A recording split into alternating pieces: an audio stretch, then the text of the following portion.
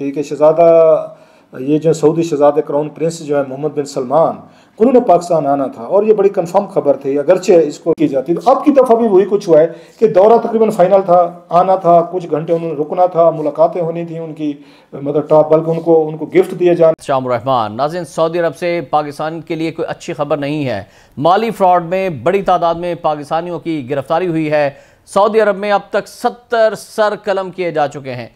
क्या हमारे पीछे कौन आएगा, लेकिन इनकी वजह से पाकिस्तान के कोई 25 के करीब शहर हैं जो यूएई के अंदर बैन किए जा चुके हैं कि इनमें से किसी भी शहरी को दुबई में अब आने नहीं। ये जो सऊदी अरबिया के क्राउन प्रिंस आकर के नमस्ते कर रहे हैं फ्लाइट से उतर करके, तो इनके बारे में क्या बात की जाएगी? आपके पाकिस्तान के सरकार ने खुर्शीद साहब को कई बार बुलाया, वो तो नहीं। पाकिस्तान के पड़ोस भारत के अंदर दुनिया की सबसे बड़ी एक डिप्लोमेटिक समिट हो रही है जिसमें भारत जारी बात है होस्ट है। और अगर आप देखें प्राइम मिनिस्टर मोदी का ट्विटर हैंडल देखें तो उस ट्विटर हैंडल से आपको पता चलेगा कि वो किस लेवल और किस कैलिबर की बातें हो रही हैं।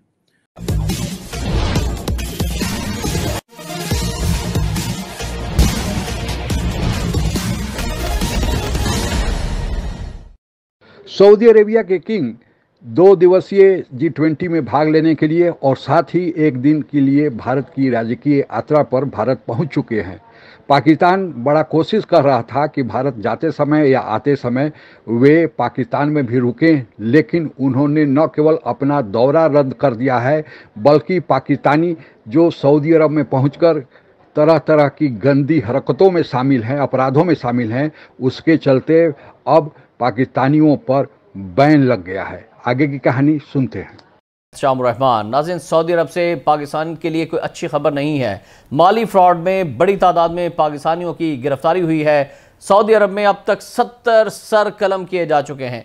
क्या सऊदी अरब में माली फ्रॉड का इंकिशाफ सामने आया है और ख़बर यह है कि 11 पाकिस्तानियों को कैद की सज़ा सुना दी गई और सऊदी मीडिया की जानिब से बहुत बड़ी सुर्खियों के साथ ये खबर शाया की गई है, जिसने पाकिस्तान की पूरी दुनिया में बदनामी की है। और इन 11 पाकिस्तानियों ने पाकिस्तान को जो है वो बहुत ज़्यादा। सऊदी अरब में आपको बता दें कि आज के दिन तक, यानी आज जो 2 सज़ाएं मौत हुई हैं, 2 लोगों के सरकलम किए गए हैं। सऊदी अरब में रवां बरस अब तक 70 के करीब मुल्ज़िमान का सर कलम किया जा चुका है, जो गुज़श्ता बरस की तादाद में बहुत ज़्यादा है। और इतनी बड़ी तादाद में सज़ा मौत पर आलमी इदारों ने तनकीद भी की है, लेकिन सऊदी अरब के सख्त कवानीन है मनशियात के हवाले से, कत्ल के हवाले से, फ्रॉड के हवाले से, और वहाँ पर ज़ीरो टॉलरेंस है और इस्लामी कवानीन के तहत वहाँ पर सज़ा दी जाती है। और ये जो 11 पाकिस्तानी हैं, इन्होंने पूरी दुनिया के अंदर ना सिर्फ अपना नाम बदनाम किया है, बल्कि इस प्यारे मुल्क पाकिस्तान का भी नाम बदनाम किया है ऐसी काली भेड़ों पर। और जो लोग रोज नाराबाजी लगा रहे हैं कि अरे हिंदुस्तान के मुसलमान डिप्राइव हैं, तो ये जो सऊदी अरबिया के क्राउन प्रिंस आकर के नमस्ते कर रहे हैं फ्लाइट से उतर करके, तो इनके बारे में क्या बात की जाएगी? आपके पाकिस्तान के सरकार ने खुर्शीद साहब को कई बार बुलाया, वो तो नहीं गए आपके इस्लामिक देश में। आपके इस्लामिक देश में तो वो जाना नहीं सही, पर हमारे हिंदुस्तान में तो आ गए ना, हमारे हिंदुस्तान में तो आ गए। तो ये सनातनी का ना करिश्मा है, ये जलवा है, जलवा सनातनी का, हमारे शेरों का जलवा है। हम तो भाई आरती उतारते हैं, हम तो भाई, हमारी तो सजावट ही है भगवान राम की आइडियोलॉजी को लेकर के, भगवत गीता की आइडियोलॉजी को लेकर के। और जितने भी लोग, जितनी भी कंट्रीज से सारे लोग आए हैं, उनको तोहफे में भी हम भगवत गीता ही दे रहे हैं। तो ये तो करिश्मा है जय सिया राम का। सही बात।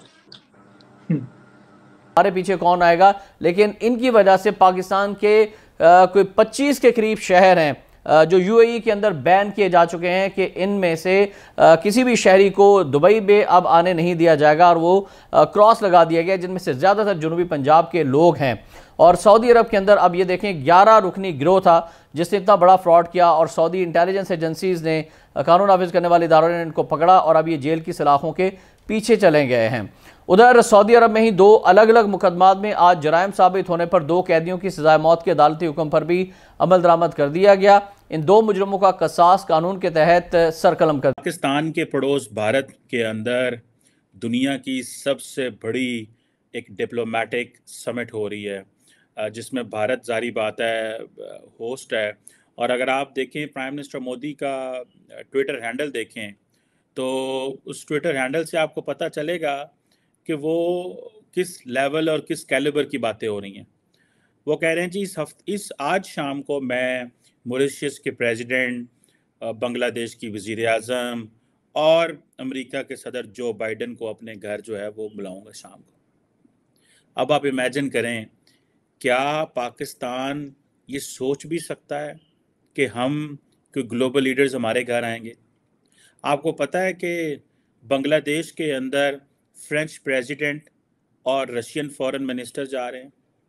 मुझे नहीं याद कब पाकिस्तान के अंदर फ्रांस के सदर आए थे, और ये वही फ्रांस के सदर है, ये वही फ्रांस है जिनके साथ ताल्लुकात ख़राब करने के लिए हमारे मजहबी हलकों ने और हमारी कुछ मेन स्ट्रीम दाएं बाजू की सेंटर राइट पॉलिटिकल पार्टीज जिसमें इमरान खान का भी किरदार है, ताल्लुकात ख़राब करने में पूरा ज़ोर शोर डाला। रूस के सदर तो कभी आए नहीं हैं और उन्होंने आना भी नहीं है, जारी बात है, बड़ी जल्दी हो तो वो अपने फॉरेन मिनिस्टर को कभी भेज देते हैं।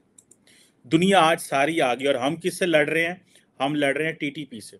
अगर आपको ये पता है कि कल परसों जो चितरजा पाकिस्तान का, देखें टीटीपी ने बड़ा ज़बरदस्त किस्म का आपने टारगेट किया। जिस दिन हम यौम दफ़ा मनाते हैं उस दिन उन्होंने पाकिस्तान पे हमला कर दिया अफगानिस्तान से, और वो चित्राल का एक इलाके पे कब्जा करना चाहते हैं। ठीक है, शहजादा ये जो सऊदी शहजादे क्राउन प्रिंस जो है मोहम्मद बिन सलमान, उन्होंने पाकिस्तान आना था और ये बड़ी कंफर्म खबर थी। अगरचे इसको फॉरेन ऑफिस या कोई वज़ीर आज़म हाउस जो है वो इसको कंफर्म नहीं कर रहे थे कि आ रहे हैं नहीं आ रहे, मतलब थोड़ा सा इन बिटवीन में था। हाँ आ रहे हैं, कोई तस्दीक भी नहीं थी, तरदीद भी नहीं थी। और हमारा सहाफ़ियों का प्रॉब्लम है, कोई उसकी तस्दीक भी ना करे, तरदीद भी ना करे, तो हम उस खबर को सच्चा समझ लेते हैं कि मतलब ये है कि अगर वो ना आ रहे हो तो डिनाइल की जाती, कहा जाता नहीं जी कोई नहीं आ रहा, बिल्कुल नहीं आ रहा, बात खत्म हो जा रही थी। लेकिन जो फॉरेन ऑफिस को कवर कर रहे थे लोग, वो ये कह रहे थे कि इस तरह की बज़ आ रही है कि शायद उनका कुछ 6 सितंबर के करीब वो इंडिया जाते हुए कुछ देर के लिए वो पाकिस्तान में रुकेंगे। और पाकिस्तान, ये उनसे कामरान यूसुफ साहब से बात हो रही थी हमारी, तो उनका ये कहना था कि उनका ये ख्याल है, अगर ये है पाकिस्तान का, अगर आप इंडिया जाएंगे और पाकिस्तान रुक कर ना गए